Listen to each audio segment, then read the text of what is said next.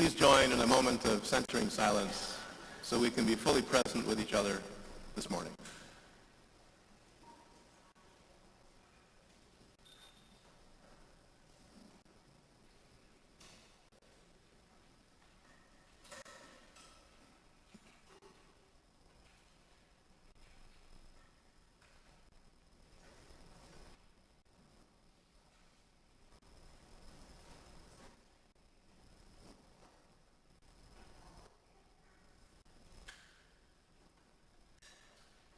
And now let's get musically present with each other by turning to the words for our ingathering hymn, which you'll find inside your order of service.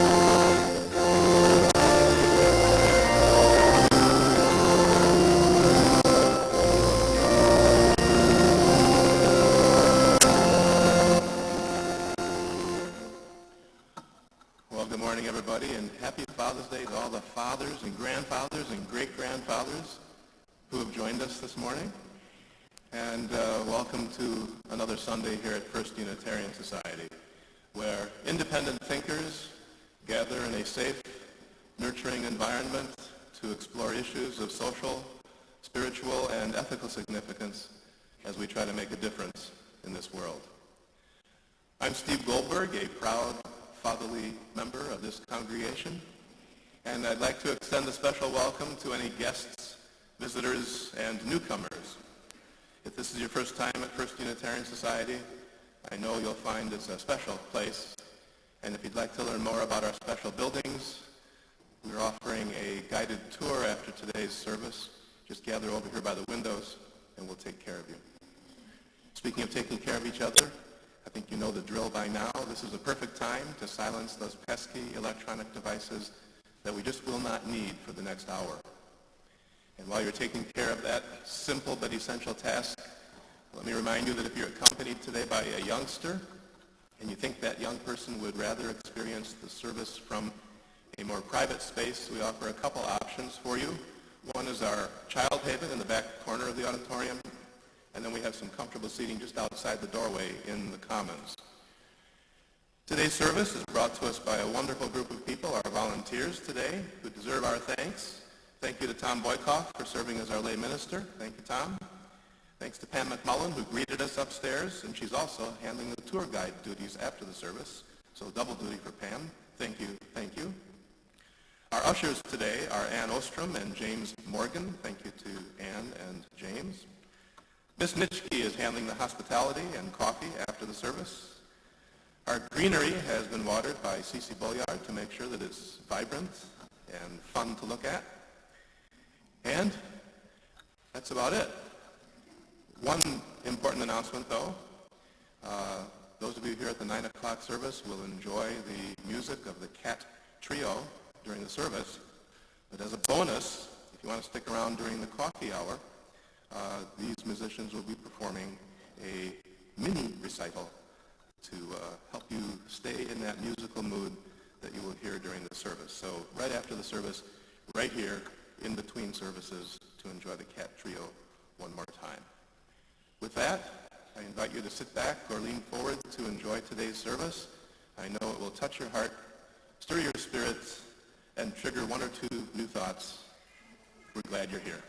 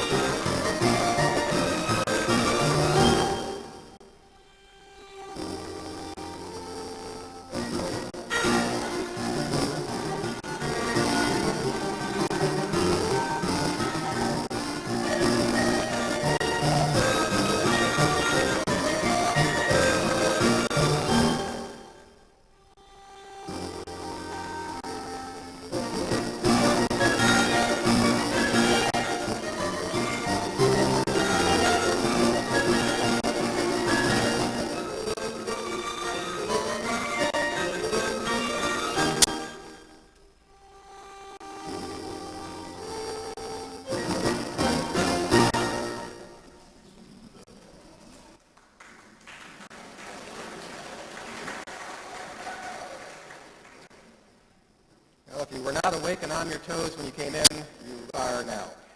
Thank you so much.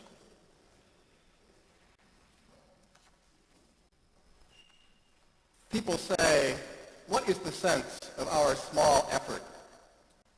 Well, they cannot see that we just must lay one brick at a time, that we must take one step at a time. Because a pebble cast into a pond causes ripples that spread out in all directions. Each of our thoughts and our words and our deeds are just like that. So no one has the right to sit down and feel hopeless, because there is just too much work that needs to be done. I invite you to rise in body or in spirit for the lighting of our chalice.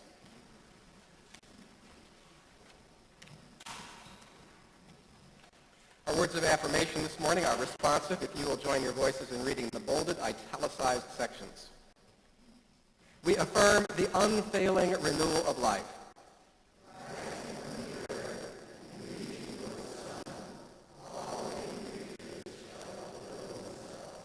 We affirm the steady growth of human companionship.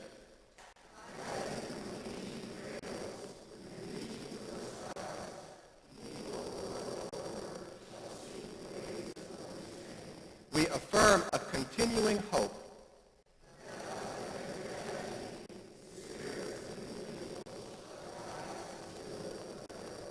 And now I would invite you to turn to your neighbor on this warm June Sunday and exchange with them a friendly greeting.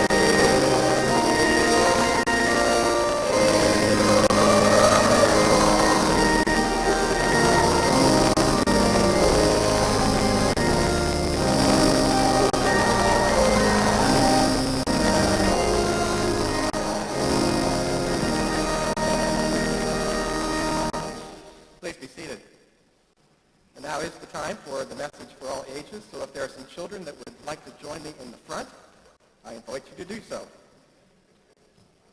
With vigor.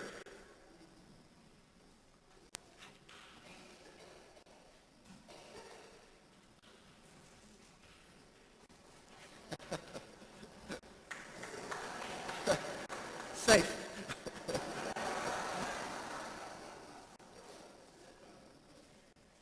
Well, sometimes people get kind of discouraged and sad about the world and all of its problems. Maybe not young people like you, but big people like me. Because it seems to be so big and so complicated, and we think to ourselves, what can I do as one person to make the world a better place? Well, I'm sure that a woman named Dorothea Dix, the person that I want to talk to you about today, she probably felt this way herself sometimes. Sometimes she felt kind of small and helpless, but that didn't stop her from doing what she knew she had to do.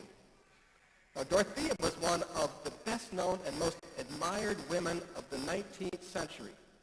That's a long time ago. And she did a lot of good work, but she would never accept any praise or any awards for the work.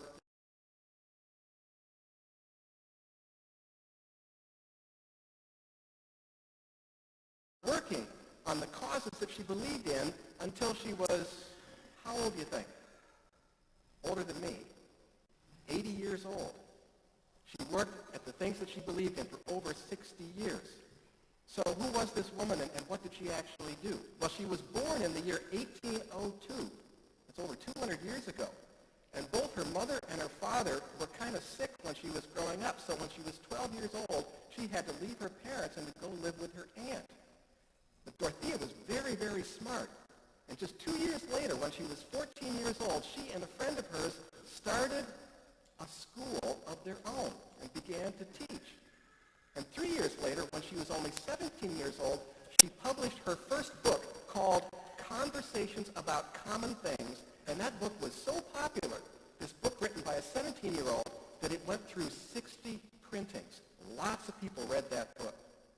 Now, when she was 19 years old, Dorothea moved to Boston, Massachusetts, where she began to take some college courses at a very famous school called Harvard. And she started another school of her own, and she also discovered something new in Boston that she had never heard of before, Unitarianism. And she began to attend a Unitarian church in Boston, and the minister at the time was a guy named William Ellery Channing. And William Ellery Channing, in his sermons, would always talk about the need for kindness and for compassion and the need to be good to all kinds of people, people who were poor and people who are in prison and people maybe who had some mental or emotional problems. And so Dorothea was really inspired by these sermons by Dr. Channing, and so she began to volunteer at a prison for women. And when she was at that prison and she was teaching, she could see the conditions that these women lived in, and that really upset her a lot. And she could also see that there were not just people who had done wrong things or bad things in the prison, but in those days, even people who were mentally or emotionally ill were put into prison. They didn't think there was any other place for them. And all of these people lived in these small cells, and there wasn't any furniture in them, and there wasn't any heat in the wintertime, and the food was bad, and some of them were even chained to the walls with these collars around their necks. And Dorothea knew she was going to help these people. So she spent a year and a half traveling all over Massachusetts and visiting all the different prisons and talking to the people about what they had experienced in those prisons. And she shared what she had learned with the governor of Massachusetts and with all the people that made the laws in Massachusetts, and they began to make some major improvements in those prisons. But Dorothea wasn't satisfied with just working in Massachusetts, so she went to New Jersey, and she began studying their prisons. And she told the people in New Jersey, you need to build special places for people who have mental and emotional illness to live. They should not be put in prisons with criminals. And because of her efforts, Dorothea's efforts, in 1848, the first hospital for people with mental illness was built in New Jersey, and Dorothea called it her first child. After that, she went to Pennsylvania. She went to the state of New York. She went to Rhode Island. She went to Connecticut. And in all, she visited 30 different states in the United States. It's a lot, that's right. It's a lot of different states, telling the people in those states and the governors of those states that they needed to establish these new hospitals for people with mental illness. And then she went to Canada, another country. She went to countries in Europe. She went to the Vatican, and she talked to the Pope. And after the Pope had talked with Dorothea, he said that she was a modern St. Teresa. And she was a Unitarian, not a Catholic. Shortly after that, Dorothea returned to the United States, and a great big war broke out, the Civil War in 1860. And Dorothea Dix was 56 years old at that point. But she wrote to President Lincoln and said, I want to help you create a nurses' corps, a whole bunch of people that will help the sick and the wounded during this war. And so Abraham Lincoln, the president, said, that's a pretty good idea. And he put her in charge of the nurses' corps, and she recruited thousands of men and women to be nurses in the Civil War, including a woman named Clara Barton, who was a co-founder of the American Red Cross, which is still around today. Well, she was pretty worn out by everything she did, and Dorothea retired from all of her work at the age of 80. She moved into a very small apartment in back of the New Jersey State Hospital, which she had helped establish. It was her first child. And she died 6 years later, and at her funeral, these words were read. These are very famous words from the Bible. I was hungry, and you gave me meat. I was thirsty, and you gave me drink. I was a stranger, and you took me in. I was naked, and you gave me clothes. I was sick. You came to visit me. And I was in prison, and you came to see me. Now, very few people in our world are ever going to be able to do as much as Dorothea Dix did. But her example, what she did, can inspire all of us to give ourselves to love in more simple ways. We can find for ourselves a child that we can adopt or that we can conceive, just like Dorothea found all these children in the hospitals that she helped to start. Loving people. You can love not just people. You can give your love to a forest or to an animal shelter, to a refugee family, or maybe to another little boy or girl who just is a little different and they really need to have a good friend. It doesn't really matter what we do, but, for all the gifts that we receive, when did she die? She died at the age of 86 in the year 1900, so over 100 years ago. But in any case, the world gives us so many good things, and our family gives us so many good things. So, yeah, and so we owe the world in return the gift of our love, right? Yeah. So let's all kind of try to do that. You have a what? You have a grandma that's 99, even older than Dorothea. And I'll bet she did some really good things, right? Yeah.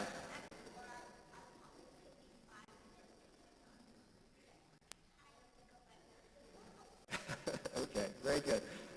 You're in year 4. You guys are all going to be big girls soon, though, right? And year 5. Anybody for 6? All right, there we go. All right, we're going to sing you guys out now. We've got some great things in store for you at Summer Fun, so have a great day.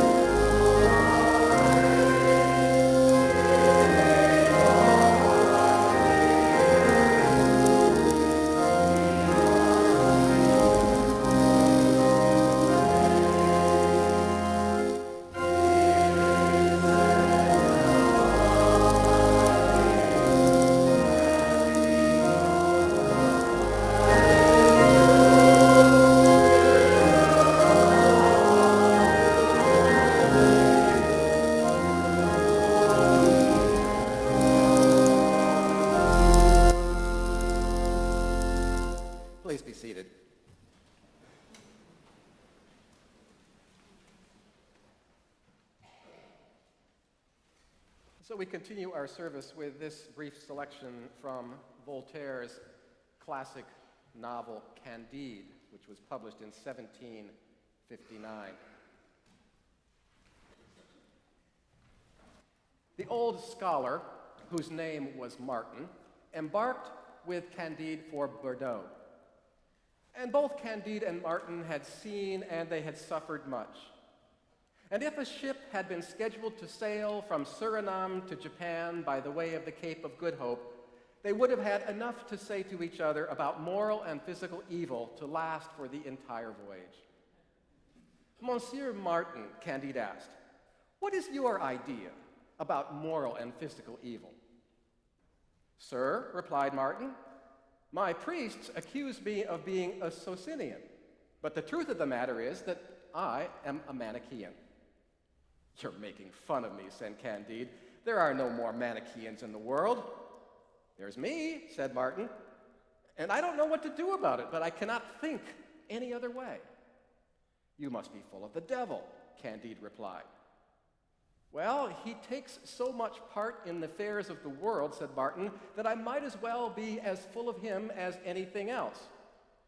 But I must admit, when I cast my eyes over the globe, or rather this globule, I think that God has abandoned it to some maleficent being. I've hardly seen a town that did not desire the ruin of a neighboring town. Never a family that did not want to exterminate some other family. Everywhere the weak loathe the powerful before whom they crawl, and the powerful treat them like flocks of wool and flesh that are up for sale. 1 million regimented assassins ranging from one end of Europe to the other practice murder and brigandage with discipline to earn their bread because there is no other honest occupation. And in the towns that seem to enjoy peace, where the arts flourish, men are devoured with more envy and cares and anxieties than all the scourges suffered by a town under siege. Secret griefs are even more cruel than public miseries. In a word, Martin said, I have seen so much, I have undergone so much that I am a Manichaean. And yet there is some good, Candide protested. That may be, Martin replied, but I do not know of it. And the second selection is from an open letter to colleagues from the retired cultural geographer at UW-Madison, Yifu Tuan. This was published in 2010. A young friend tells me that he has become cynical, a pessimist, which leads me to wonder, what do these words mean? Am I, for example, cynical, a pessimist? If I am, and sometimes I think I am, isn't it because I have extraordinary expectations of myself and of others? In other words, I could be cynical only because at bottom I am an irredeemable optimist. Now, we are all optimists as children. As children, we all expect perfection in the world. A story by John Updike in which he tells of his own childhood gives concrete illustration of what I have in mind here. Updike was a precocious child, very close to his mother. They seemed to know and anticipate each other's immediate needs. Now, young Updike one day had finished a sketch. He came up and showed it to his mother, who was reading a book at the time. And rather than putting down her book to admire her child's sketch, the mother looked slightly irritated by the interruption of her reading. Big deal, you say. And yet it was a big deal to the boy, so big that John Updike, grown man, famous author, still remembers vividly that particular incident. Against that one maternal slight, all the attentiveness his mother bestowed upon him just faded into the background. Many of us are like this even as adults. Certainly I am. In the course of an ordinary day, I encounter numerous acts of thoughtfulness, acts of courtesy. Do I feel grateful? Not at all. I take the world's perfection for granted and feel irritated by the slightest departure from it. The waitress's insincere greeting, the driver's failure to yield, my colleague's perfunctory high. If I grow cynical, it is because I do not meet with perfection at every turn. John Updike and I are of the professional middle class. We are spoiled. The poor certainly do not live with such unreal expectations, yet the poor, too, are optimists. They are optimistic with regard to the moment, to what the next half hour might bring. Their optimism is, however, based on a deeply pessimistic view of life overall, and it is the outcome in reverse of what we in the middle class experience. In the life of the poor, which is burdened with uncertainty and hardship, it is the small good things that stay in memory, the small good things that lighten the day. And so the poor may feel bitter, but not cynical, never having been afflicted by middle-class illusions of perfection.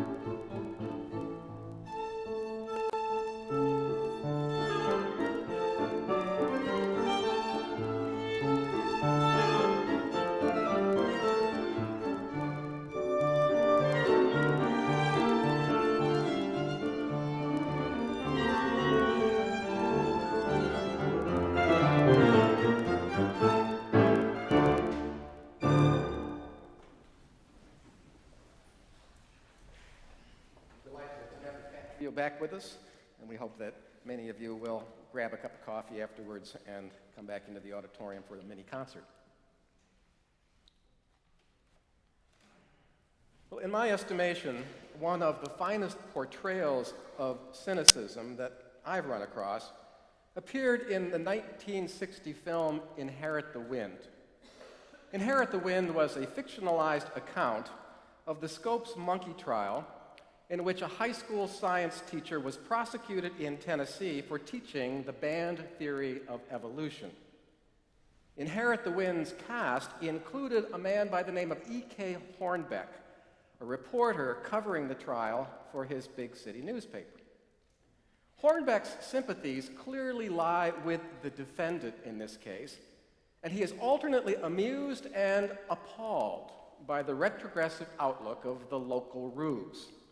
But while Hornbeck and the defense attorney, Henry Drummond, both subscribe to the doctrine of evolution, to the tenets of modern science, the latter, Drummond, is sanguine about humanity and its future, but the journalist, on the other hand, exhibits nothing but contempt. "Oh, Henry," he admonishes the attorney at one point, "why don't you wake up? Darwin was wrong. Human beings are still apes." The cynical Hornbeck continues in the same vein on another occasion. "Henry," he says, "you think man still has a noble destiny. Well, I tell you, he's already started his backward march to the salt-filled and stupid seas from which he came." The character of Henry Drummond, the attorney, is patterned after the legendary 20th century defense attorney Clarence Darrow, a man that we Unitarians claim is our own. Hornbeck, on the other hand, stands in for the celebrated H.L. Mencken, who for many years wrote for the Baltimore Sun. Known for his acerbic wit, Mencken once defined a cynic as one who, smelling flowers, looks around for a coffin.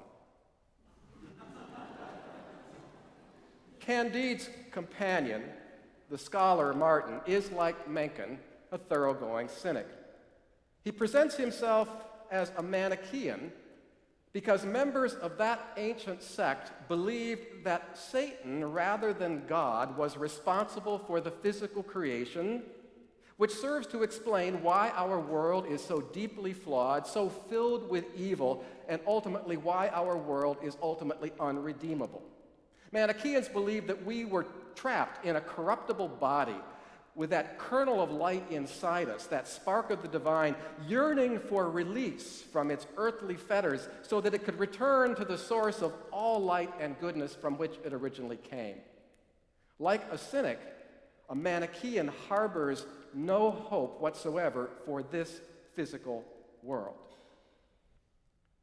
Now, according to Webster's Collegiate Dictionary, a cynic is someone who is scornfully distrustful of human nature and human motives. A cynic is someone who harbors a sneering disbelief in sincerity and nobility.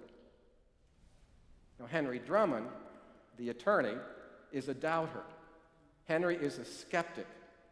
But his faith in humankind and his hope for a better future always remains intact in spite of his skepticism.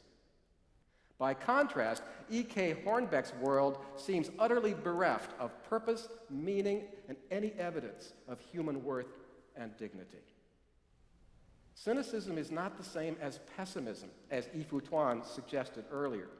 One can have low expectations of, one can feel uneasy or skeptical about the future without completely writing it off, as cynics are wont to do. Now, we owe our word, our English word cynic, to the ancient Greeks, in whose language it literally meant dog, canine. And the term was applied originally to a school of philosophy that urged its followers to forsake the customs and the obligations of human society for a radically simple and unencumbered life, a life very much like that enjoyed by the dogs that roamed the city streets in Athens. Diogenes, who lived in the 4th century BCE, was one of the most notable cynics. He begged for a living. He slept at night in a large clay urn of the sort that the Greeks used for human burials. Basically, he lived in a coffin. Diogenes professed indifference to food, clothing, manners, religious practice. And legend has it that on one occasion, the Emperor Alexander came to visit the famous Diogenes.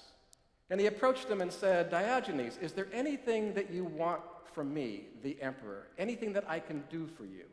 He was testing the philosopher's commitment to this thoroughgoing asceticism, this austerity. Diogenes looked up at the emperor and said, "Yes, please move. You are blocking the sun." Few ancient cynics lived as humbly as Diogenes. And as Bertrand Russell observes in his commentary on the Cynics, these individuals were not without values. They were not without a larger sense of purpose. By detaching themselves from the customs and the mores of society, they hoped to acquire an elevated sense of personal peace and well-being. The Cynics, Russell writes, had an ardent passion for virtue. And they sought virtue and moral freedom by liberating themselves to the greatest extent possible from desire. They sound a little bit like Buddhists in that respect.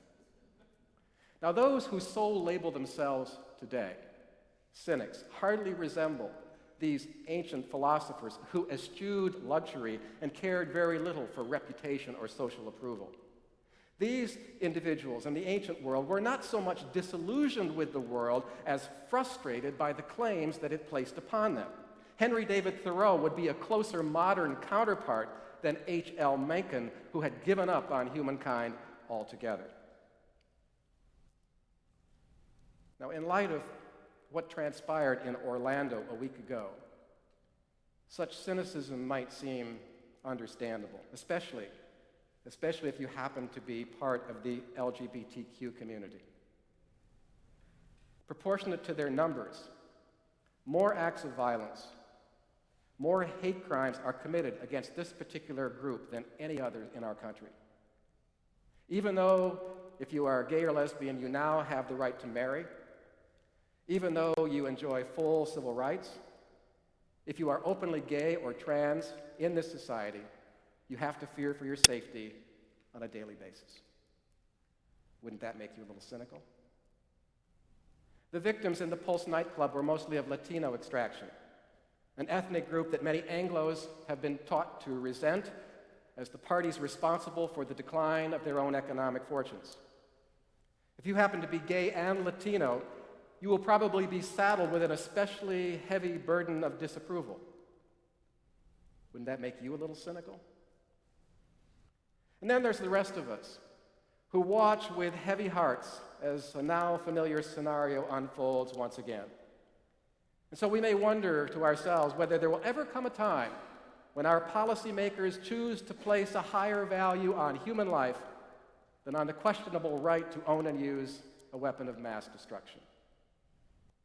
Columbine, Aurora, Blacksburg, Tucson, Newtown, Charleston, San Bernardino, and now Orlando.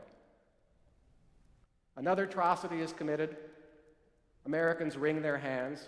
The obligatory moment of silence is observed. Calls for reform are repeated. And then, after a couple of weeks, Congress and the media turn their attention to other emerging issues. Maybe E.K. Hornbeck understated the case. Maybe we humans are worse than the apes. Now, ironically, many of those who purchase military-style weapons do so because they themselves are deeply cynical.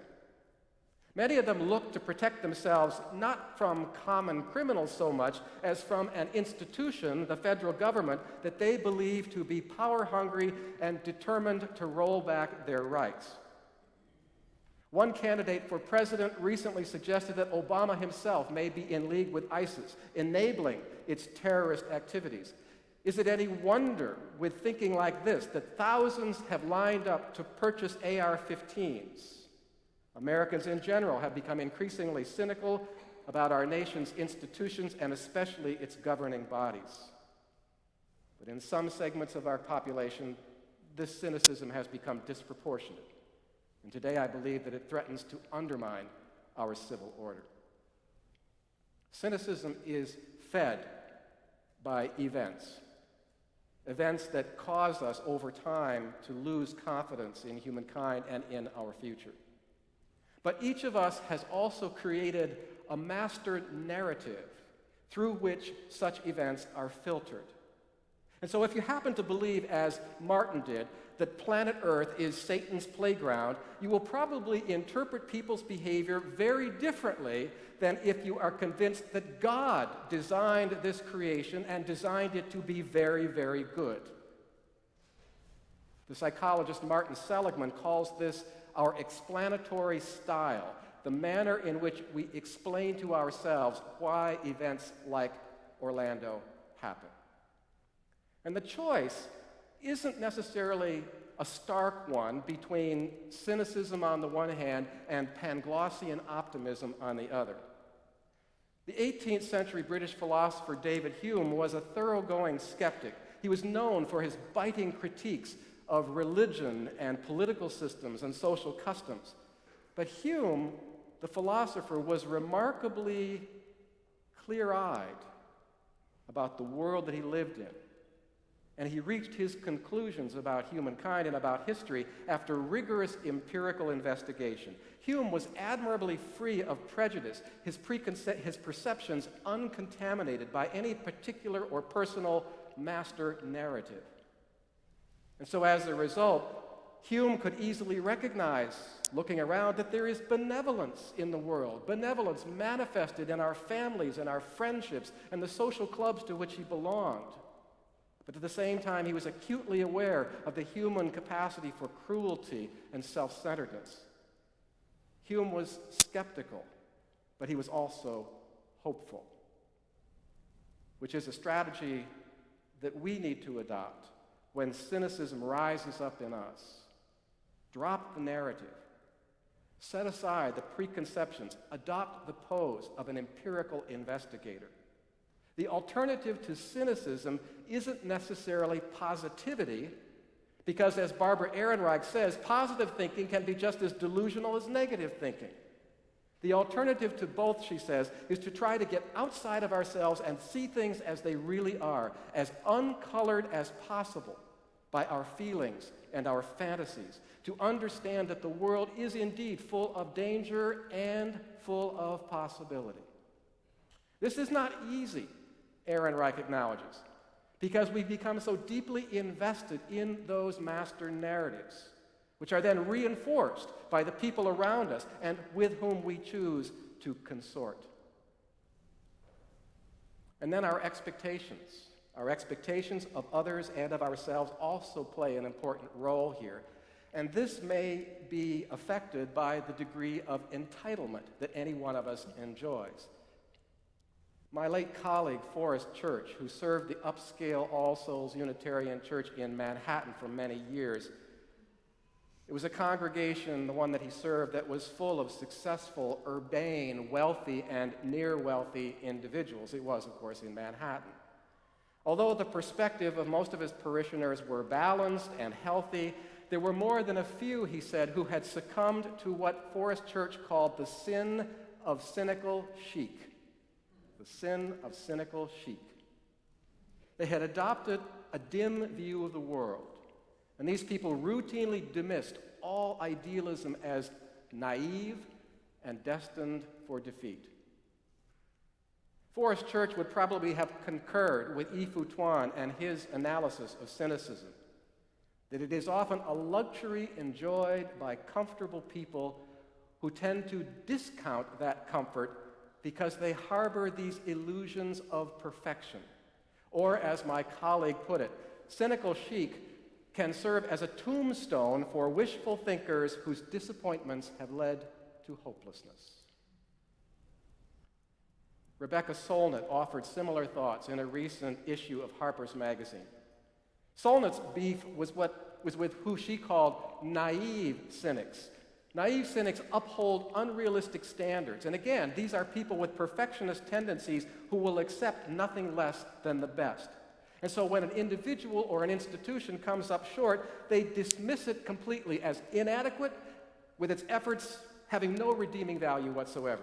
Scratch a cynic, and underneath you are going to discover a disillusioned idealist. Such an attitude is, Solnit warns, profoundly disempowering.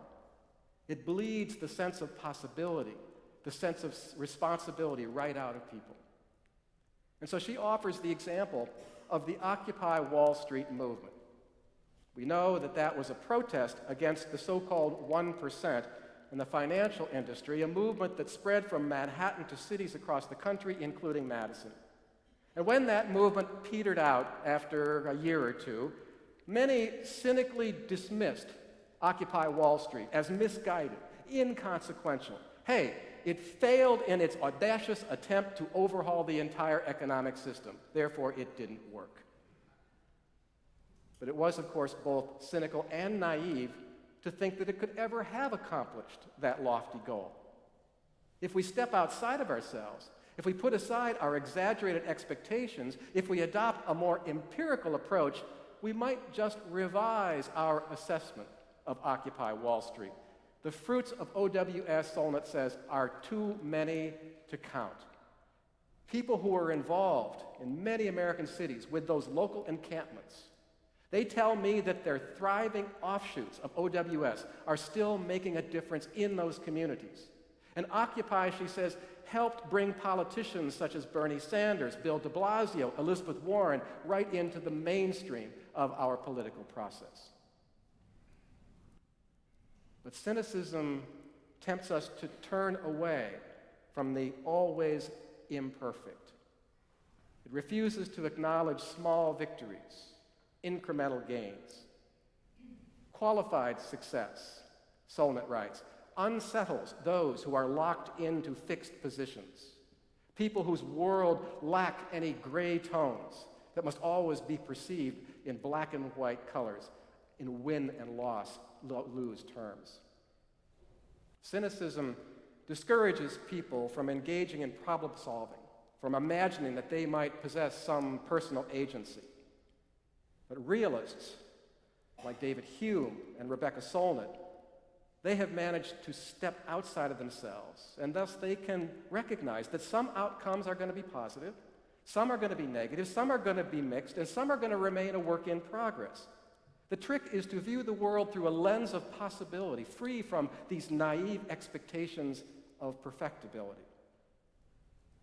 History can serve as an important teacher here. Unfortunately, Americans too quickly lose track of their own past. A couple of years ago, Robert Reich, former Secretary of Labor, now Professor of Public Policy at UC Berkeley, Reich was hearing a lot of discouraging comments from students who were preparing to embark on their careers. And many of these students, 21, 22 years old, were admitting to him that they felt fearful, that they felt helpless to affect positive change, particularly in the face of opposition from these powerful multinational corporations, from deep-pocketed special interests. How can we fight people with those kind of resources?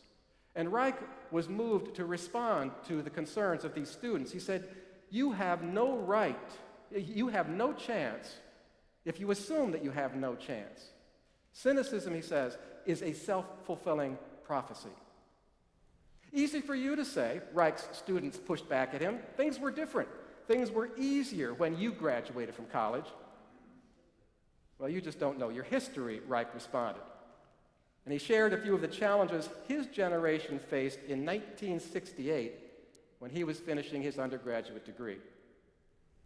That year, as some of the older among us remember, saw the assassinations of Martin Luther King and Bobby Kennedy. They saw race riots in dozens of cities. It saw 500,000 Americans bogged down in Southeast Asia. It saw rivers clogged with industrial waste, cities smothered with smog. It was a year in which an avowed racist, George Wallace, carried 5 southern states in the general election. It all seemed pretty hopeless back then, Reich wrote, and I assumed that America was going to hell. He goes on. It would have seemed beyond imagination in 1968 that a black man, a child of interracial parents, would become president of the United States. Or that the Cuyahoga River, which used to catch fire regularly, would come to support 44 species of fish. Today, we find widening inequality, climate change, the corruption of our democracy by big money, all of these problems and more. Which is to say, I understand the cynicism of you young people. It looks pretty hopeless. Believe me, it's really not. Not if you pitch in. Not if you pitch in. But first, like Robert Reich, you need to believe. What we do begins with what we believe we can do, Rebecca Solnit writes, echoing the philosopher William James, who's made much the same point 120 years ago. In the end, we will only accomplish that which we believe we can accomplish, and if you happen to be a cynic, that probably means very little. Late last week, I listened to a TED Talk by Maya Birdsong, an African-American social reformer who has spent 30 years working in impoverished communities. Everywhere I go, she said, I encounter people in these communities who are broke, but they are not broken.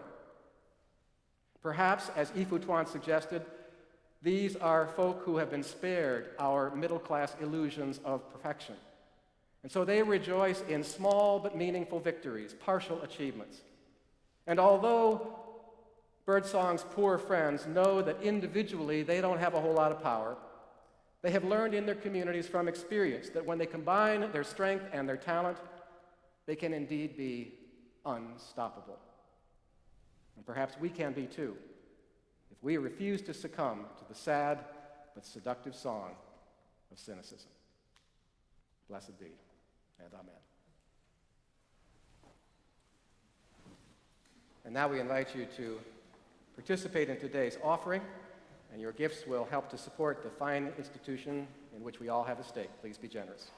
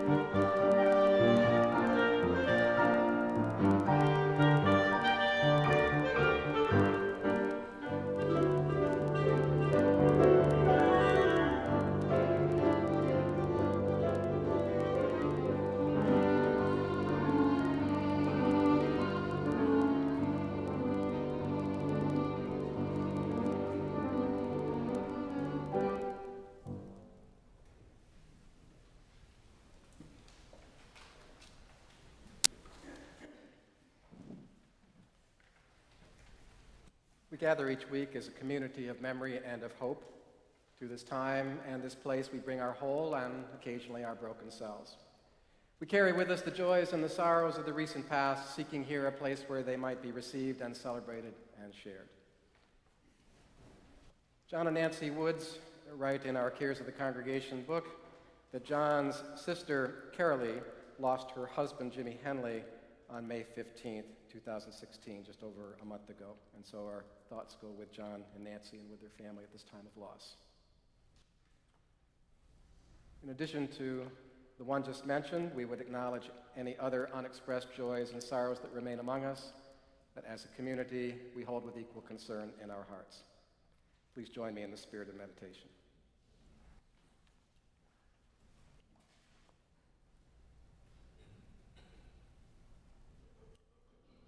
Here in the sanctuary of our dreams, wisdom, and beauty, we come to grow. We come to be healed. To stretch mind and heart, to be challenged and renewed, to be supported in our ongoing quest for meaning and love, to help build a world with more justice and more mercy in it. In the face of cynicism and brutality around and within us, we seek to align ourselves with a living community of faith that would affirm life rather than deny it, that would rather think and act than remain passive and inert. Here we invite the spirit of our own humanity to be present with and around us, to give us the nerve and the grace, the toughness and the sensitivity, to enable us to serve without fear the cause of justice, and to grow with hope and conviction into our full and glorious humanity. May it be so. Amen. Now I invite you to rise once more in body or in spirit as we sing together our closing hymn.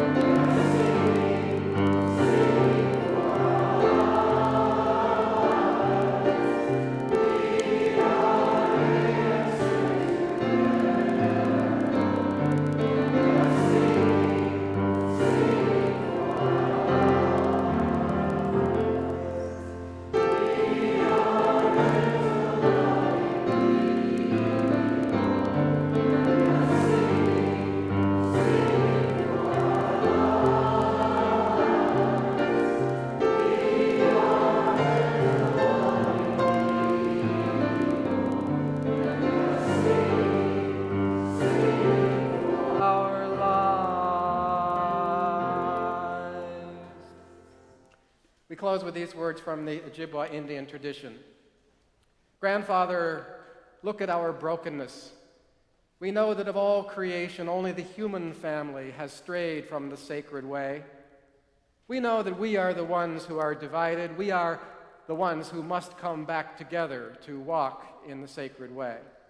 Grandfather, Sacred One, teach us to love, to have compassion and honor, that we may heal the earth and heal one another. Please be seated for the postlude.